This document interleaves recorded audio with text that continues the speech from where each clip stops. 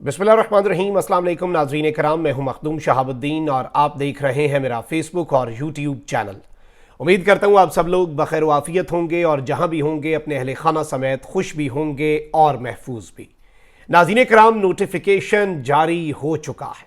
Justice Qazi Faez ईसा नए chief justice of Pakistan. इस notification के जारी होने ने एक जानिब तो सबको हिला कर रख दिया है, यह अनप्रेसिडेंटेड है और इस तरह से इतनी जल्दी और इतना वक्त पहले नोटिफिकेशन का जारी हो जाना बहुत से सवालात खड़े करता है। इस सब के अंदर सूरत हाल मजीद खराब हो चुकी है। अहम तरीन तफसीलात है और इससे क्या मैसेज गया है। यहां पर एक और चीज भी गौरतलब है कि हुकूमती जराए इस वक्त क्या कह रहे हैं। जस्टिस काजी फाइज ईसा की राह में ऐसी क्या रुकावट खड़ी हो सकती थी और वो रुकावट chief justice of Pakistan justice Umar Ata Bandial खड़ी कर सकते थे, जिससे खौफजदा होकर हुकूमत ने फुर्तियां दिखाई हैं। और सदर मुमलिकत ने यह चीज भी गौरतलब है कि आरिफ अलवी साहब ने भी ये हुक्मनामा जारी कर दिया है कि जस्टिस काजी फाइज ईसा पाकिस्तान के नए चीफ जस्टिस होंगे। इसके साथ ही साथ अब मामलात जिस तरफ को जा रहे हैं और जिस तेजी से अब फिर से इंप्लीमेंटेशन का आगाज कर दिया गया है माइनस इमरान पर, और इमरान खान की गिरफ्तारी, इमरान खान के ऊपर आर्मी एक्ट लगाने के मामलात के ऊपर, इस हवाले से भी 4-5 बड़ी अहम तरीन डेवलपमेंट्स हैं जो आपके सामने रखनी है। सबसे पहले नाज़रीन इकराम, मैं आपको यह बता दूं कि कंफर्म हो चुका है पीपल्स पार्टी सेंट्रल पंजाब के कायम मकाम सदर राना फारूक सईद जो हैं, उन्होंने लतीफ खोसा की पार्टी रुकनीत खत्म कर दी है। मॉडल टाउन लाहौर में प्रेस कॉन्फ्रेंस करते हुए पीपल्स पार्टी सेंट्रल पंजाब के सदर ने कहा कि लतीफ खोसा से कहा था कि रेड लाइन क्रॉस ना करें, लेकिन उन्होंने पार्टी की रेड लाइन क्रॉस कर दी है। राना फारूक सईद ने इल्जाम लगाया कि लतीफ खोसा बतौर वकील पीपल्स पार्टी में आए और मराद भी लेते रहे। वो अपने बेटे को अटॉर्नी जनरल लगवाना चाहते थे, लेकिन ये ओहदा ना मिलने पर इन्होंने ब्लैकमेलिंग शुरू कर दी।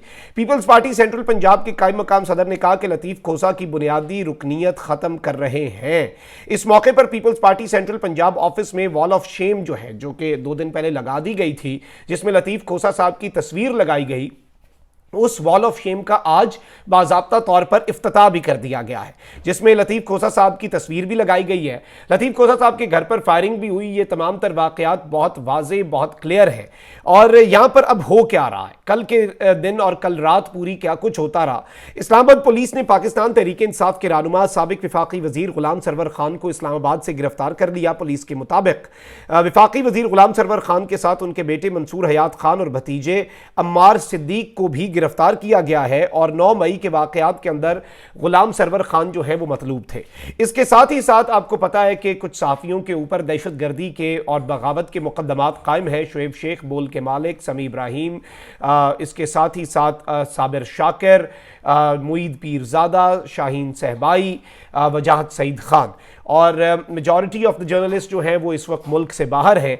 तो इस सब के अंदर सीनियर साफ़ी साबिर शाकिर के खिलाफ दर्ज बगावत और इंसदादी दहशतगर्दी के मुकदमे की तफ्तीश में आम पेशरफ्त हुई है। तफसीलात के मुताबिक पारा पुलिस ने साबिर शाकिर की रिहाइश का F74 में छापा मारा तो उनके रिहायशी कमरे की अलमारी से क्लैशनकोफ बरामद हुई। क्लैशनकोफ लोडेड थी, जिससे 10 गोलियां भी बरामद हुई। कोसार पुलिस ने साबिर शाकिर के खिलाफ क्लैशनकोफ बरामदगी का मुकदमा दर्ज कर लिया।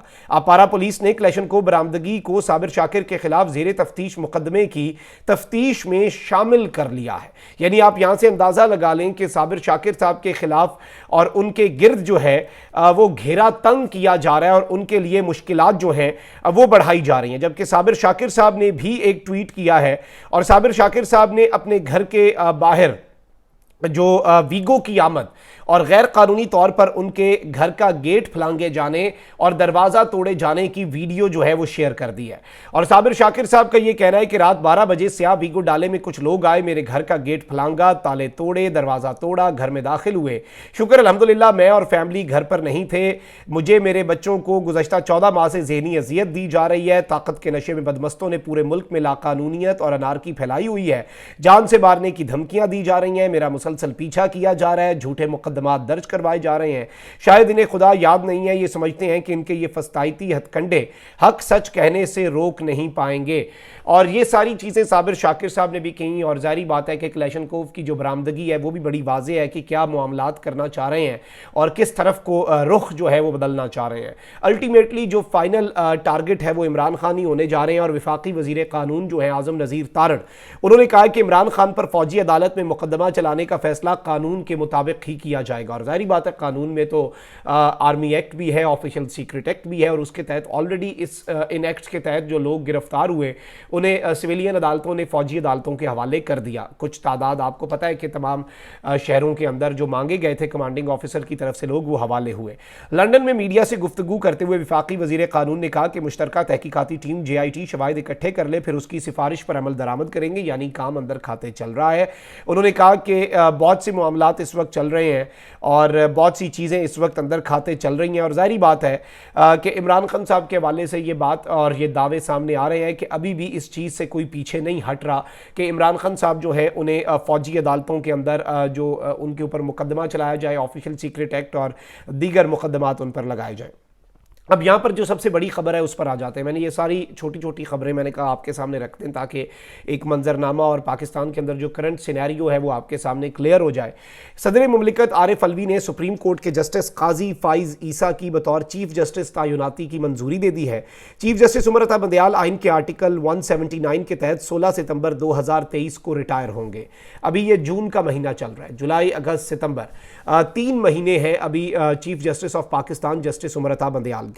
जस्टिस काजी फाइज ईसा की बतौर चीफ जस्टिस सुप्रीम कोर्ट तैनाती का इतलाक 17 सितंबर 2023 से जस्टिस उमर अता बंदियाल की रिटायरमेंट से होगा। सदर मुमलिकत ने चीफ जस्टिस की तैनाती आइन के आर्टिकल 175A(3) के तहत की है और इस सब के अंदर जस्टिस काजी फाइज ईसा 17 सितंबर 2023 को अपने ओहदे का हल्फ लेंगे। सदर मुमलिकत ने 2 माह पहले ही जस्टिस काजी फाइज ईसा के चीफ जस्टिस बनने की मंजूरी दी है। जस्टिस काजी फाइज ईसा पाकिस्तान के 29वें चीफ जस्टिस होंगे। मौजूदा चीफ जस्टिस उमर अता बंदियाल ने 2 फरवरी 2022 को चीफ जस्टिस के ओहदे का हल्फ उठाया था और 17 सितंबर 2023 को मौजूदा चीफ जस्टिस रिटायर हो जाएंगे। सदर मुमलिकत जो है उनके ऑफिशियल ट्विटर अकाउंट से चीफ जस्टिस की तैनाती की खबर भी ब्रेक की गई। अब जस्टिस काजी फाइज ईसा, जारी बात है आपको पता है कि खबरों की जीनत बने रहे हैं, खबरों की ना सिर्फ जीनत बने रहे हैं बल्कि पाकिस्तान के अंदर सबसे ज़्यादा डिस्कस किए जाने वाले जज भी हैं और मौजूदा हुकूमत भी इनके हवाले से कुछ क्लेम्स कर चुकी है। और एक जानिब सुप्रीम कोर्ट के अंदर काजी फाइज ईसा ग्रुप भी है, जस्टिस उमर अता बंदियाल ग्रुप भी है। इनके चीफ जस्टिस ऑफ पाकिस्तान से इख्तलाफात, उसके अलावा इमरान खान दौर में इनके खिलाफ एक रेफरेंस, उस रेफरेंस पर तहकीकात, इनकी अहलिया का जाना, फिर उस रेफरेंस का ख़त्म होना और ये तमाम तर चीज़ें, फिर जस्टिस काजी फाइज ईसा जो है उनका चीफ जस्टिस से बहुत से मामलात पे इख्तलाफ करना, रजिस्ट्रार सुप्रीम कोर्ट जो है उन्हें फारिग करने की सिफारिश करना, उसके बाद पार्लियामेंट के अंदर जाकर आइन की किताब दिखाना और वहाँ पर खिताब करना और फिर उसकी वजाहत देना। एक बड़ा आप कह लें कि रोलर कोस्टर राइड रही है गुज़श्ता 2-3 साल जो है वो जस्टिस काजी फाइज ईसा जो नए चीफ जस्टिस बनने वाले हैं उनके लिए बहुत से मामलात के अंदर बहुत से तनाज़ात के अंदर भी घिरे रहे और डिस्कस ज़रूर होते रहे। मौजूदा हुकूमत के वज़ीर जो है वो कहते हैं कि आने वाली जो जुडिशरी है वो नवाज़ शरीफ को इंसाफ देगी और वो ये दावा करते हैं कि जी जस्टिस काजी फाइज ईसा के आने के बाद इंसाफ का बोलबाला होगा और नून लीग के साथ इंसाफ किया जाएगा। अब मैं आपको जस्टिस काजी फाइज ईसा जो है उनके हवाले से कुछ चीज़ें बता दूँ। ये 26 अक्टूबर 1959 को कोयटा में पैदा हुए। इनके वालिद काजी मोहम्मद ईसा तहरीक पाकिस्तान के आम रुकन थे और इनके दादा काजी जलालुद्दीन साबका रियासत कल्लात के वज़ीर आज़म भी थे। और ये बेसिकली काजी मोहम्मद ईसा इनके जो वालिद हैं वो बलूचिस्तान के पहले शख्स थे जिन्होंने लंदन से कानून की डिग्री जो है जिन्होंने बार एट लॉ किया और उन्होंने वतन वापसी पर ऑल इंडिया मुस्लिम लीग को बलूचिस्तान में मुनज़्ज़म किया। जस्टिस काजी फाइज ईसा कोयटा और फिर कराची से तालीम हासिल करने के बाद लंदन गए और वहाँ से वापस आए, बलूचिस्तान हाई कोर्ट के वकील के तौर पर करियर शुरू किया। सुप्रीम कोर्ट और बलूचिस्तान हाई कोर्ट समेत मुल्क की तमाम हाई कोर्ट्स के अंदर इन्होंने 27 साल प्रैक्टिस की। 2007 में बलूचिस्तान हाई कोर्ट के जज मुकर्रर हुए। 5 अगस्त 2009 को बलूचिस्तान हाई कोर्ट के ये चीफ जस्टिस भी बने और 5 सितंबर 2014 को इन्होंने सुप्रीम कोर्ट के जज की हैसियत से हल्फ उठाया और अब 25 अक्टूबर 2024 को इनकी रिटायरमेंट की तारीख है। यानी जस्टिस काजी फाइज ईसा जो है वो तकरीबन 13 महीने या 1 साल और 1 महीना आप कह लें कि ये चीफ जस्टिस ऑफ पाकिस्तान के ओहदे पर रहेंगे। अब ये इतनी पहले तैनाती क्यों इंपॉर्टेंट है?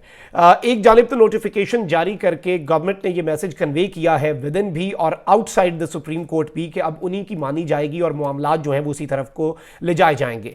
सुप्रीम कोर्ट में इस सब से ये जो इस इकदाम से बंदयाल ग्रुप जो है उसे तोड़ना भी मकसूद है, क्योंकि जाहिर बात है जब कोई नया चीफ जस्टिस अनाउंस हो जाता है ये बड़ा इंपॉर्टेंट होता है, पता सबको है बनना, लेकिन जब एक नोटिफिकेशन आ जाता है, जब अवाम दूर हो जाता है तो पिछले का असर कम हो जाता है। जब आपको अगले की अनाउंसमेंट हो जाए और सब अगले की एक तरह से खुशनुदी चाहते हैं, अगले की तारीफें करना चाहते हैं। और दूसरा, लोअर कोर्ट्स जो हैं जो कि इमरान खान साहब को लगातार रिलीफ दे रही हैं, जमानतें दे रही हैं, एक जज साहब ने जमानत दी, उनका तबादला हो गया, तो लोअर कोर्ट्स को भी ये मैसेज जाएगा, उन पर भी असर पड़ेगा कि पीटीआई को जो किसी हद तक रिलीफ दिया जा रहा है वो ना दिया जाए।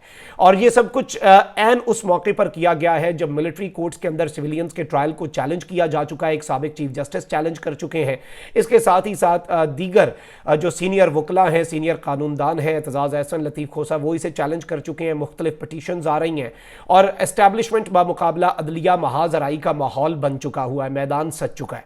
उस सबसे पहले बिल्कुल एन उस मौके से पहले एस्टैब्लिशमेंट वर्सेस जुडिशरी से पहले जस्टिस काजी फाइज ईसा की तैनाती चीफ जस्टिस उमर अता बंदयाल जो है उनके लिए एक बड़ा वाज़े मैसेज है।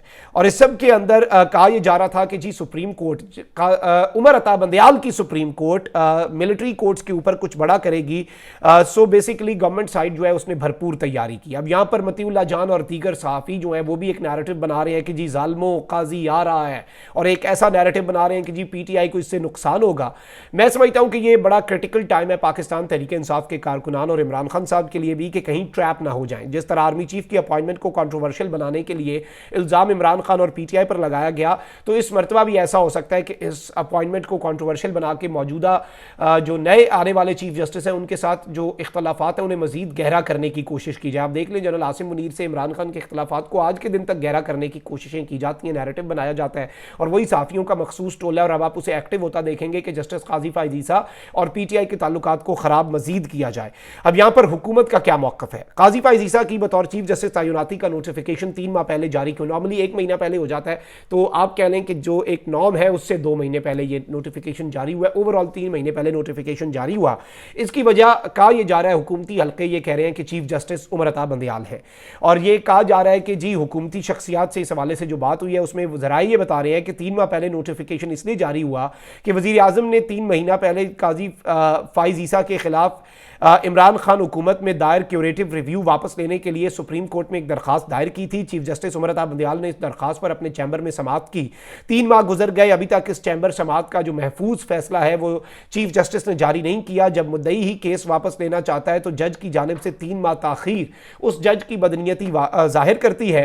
हुकूमत को बंदयाल साहब की नीयत पर शक था। बंदयाल साहब क्यूरेटिव रिव्यू वापस करने वाली दरखास्त पर 2 लाइन लिखकर केस को डिस्पोज ऑफ कर सकते थे, मगर बंदयाल साहब ने ऐसा नहीं किया। 3 माह गुजर गए, वो क्यूरेटिव रिव्यू दबा के रखा हुआ है। ये लग रहा है कि 1-2 महीने बाद ये ना होता कि जस्टिस उमर अता बंदयाल जो है वो क्यूरेटिव रिव्यू पे फैसला दे देते और जस्टिस काजी फाइज ईसा जो है उनके लिए कोई मसाइल बन जाते हैं, और वो ये कह रहे हैं कि जी हर सूरत जस्टिस बंदयाल जो है उनका तोड़ जो है वो हमने करना है। तो डर और खौफ है इन्हें, ऑल्दो जाहिर बात है कि फैसले महफूज रहते हैं और फिर वो सही वक्त पे सुनाए जाते हैं। और ऑब्वियसली चीफ जस्टिस की इस सब के अंदर कोई बदनीयती नहीं है। वो जस्टिस काजी फाइज ईसा के उस रेफरेंस के मामले पर जितनी लचक दिखा सकते थे उन्होंने दिखाई, और जितना वो अपने साथी जज को सपोर्ट कर सकते थे उन्होंने एक मरतबा रिमार्क्स भी दिए कि एक रेफरेंस लाकर हमारे जज जो है उनके साथ ये सब कुछ हुआ। वो जस्टिस काजी फाइज ईसा का मुकदमा था, लेकिन चले इनकी अपना डर और इनका खौफ बड़ा वाजे है। And let's see what justice Qazi Faez Isa is up to. और बहुत सी उम्मीदें हैं जस्टिस काजी फाइज ईसा साहब से। अल्लाह ताला उन्हें हिम्मत दे, इस्तकामत दे कि वो पाकिस्तान के अंदर आइन और कानून की सरबुलंदी का अलम उठा सकें और उसे उठाए रखें और उसे गिरने ना दें। अपना बहुत ख्याल रखें। अल्लाह निगहबान। पाकिस्तान जिंदाबाद।